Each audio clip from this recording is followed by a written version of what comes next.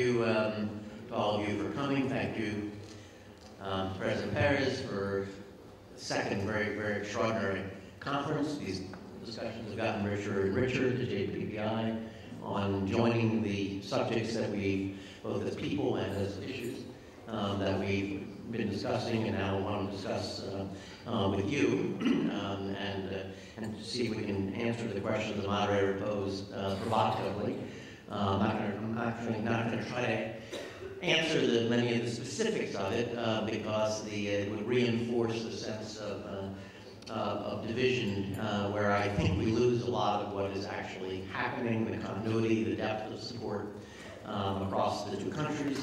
Process, but there are big things happening in the world and in America and Israel, which have an impact on the way people view the conflict. I'm not coming here as the spokesman for the liberal West Wingers, who I assume I'm been appointed in part to represent their point of view. I'm going to actually try to talk about what drives public thinking on Israel here in the United States. And the questioning may take us out of the work we've done in the Arab world and in Europe. But the starting point is we need to get a life. That is, there is overwhelming support for Israel in the United States. We've done polls in the last week that ask a whole range of questions we track over time. Essentially, there's about 60% of the country that on almost any question we ask supports Israel. That's endured, it's post-Goldstone.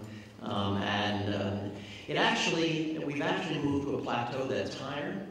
And so one of the things worth understanding is that the assessment of Israel is in part based on what's happening in the region and what's happening by behavior, but it's also based on enduring things, many of which are not rooted in the Middle East, but rooted in America, similarly as Israel looks out to the world. So that for America, we look to the world in a post-9/11 world as a fundamental part of the way we assess other countries. It has to do with whether they're instinctive allies, the kind of country you depend on in time of crisis. In the post-9/11 world, people value countries, value leaders that are vigilant about protecting their own civilian populations from attack from terrorists. We value countries that have democratic liberties, lively press, that are diverse, pluralistic, and open.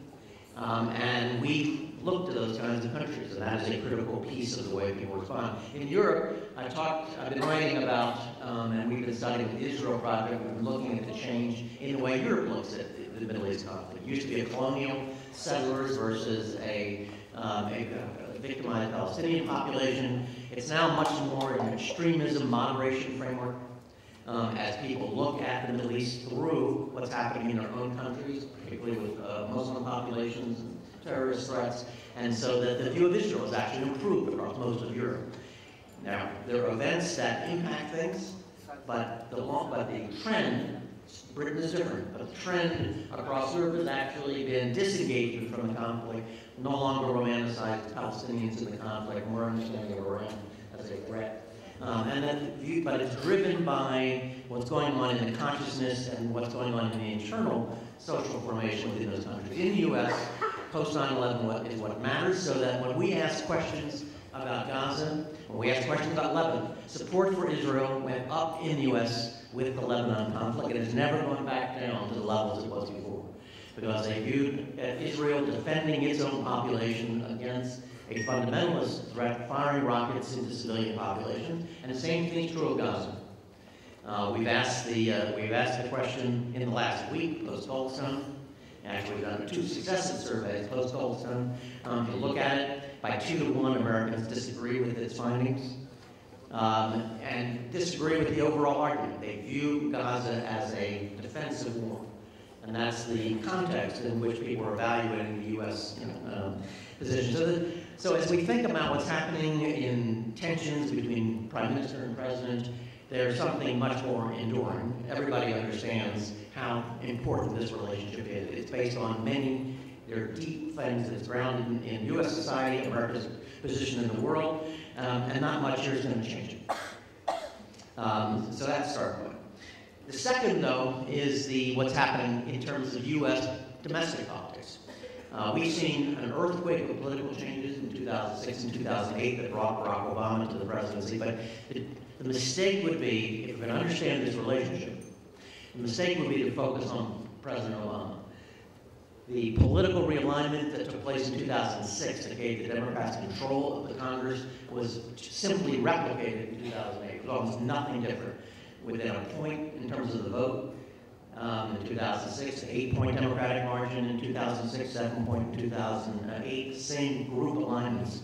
American politics is shaped by a secular religious divide.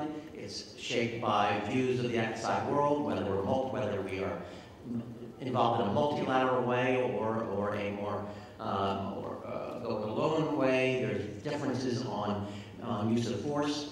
There are political differences over diversity and openness and tolerance, all of which have played out in the kind of coalitions that have formed in the U.S. The Democratic Party, not the Democratic Party, the electorate in the U.S. in 2008 was 25% were minority, 40% under 30 were minority. Probably almost half the Democratic votes are minority. It's a young, Democratic base is young. It is a significant minority population with ideologies around diversity, openness, etc. The Jewish population is very much part of it. It's not just that Jews were reassured about Obama and voted over 70% for Obama. They are, as philosophically, as much a part of that realignment as any other group in the electorate. They are part of the change that brought Obama. Now, part of that change is a re-engagement in the world, the sense that the previous foreign policy failed. There's alternative views on the table, but in terms of the ascendancy of a world view, there's one view that's ascendant now with dominant coalitions and very much includes the Democratic Party. I'm going to stop because of time, but I just want to note, when you look at for example, Goldstone, and you ask in our surveys by party whether you agree or disagree with the report, across the country it's 2-to-1 disagree, but amongst Democrats it's evenly split. And in fact, if you look at almost any question in the survey, Democrats, move strong support for Israel, overall. But when you get to any of the issues related to force, or any of the issues related to rights, or any of the issues related toward steps toward peace, Democrats stand out in distinctive ways, and at the moment they're in a ascendant position. So there are clearly things that one needs to look at and take very seriously. There are big changes. I didn't have time to talk about changes in Israel, but there are clearly big changes in Europe, U.S., and Israel that affect positions.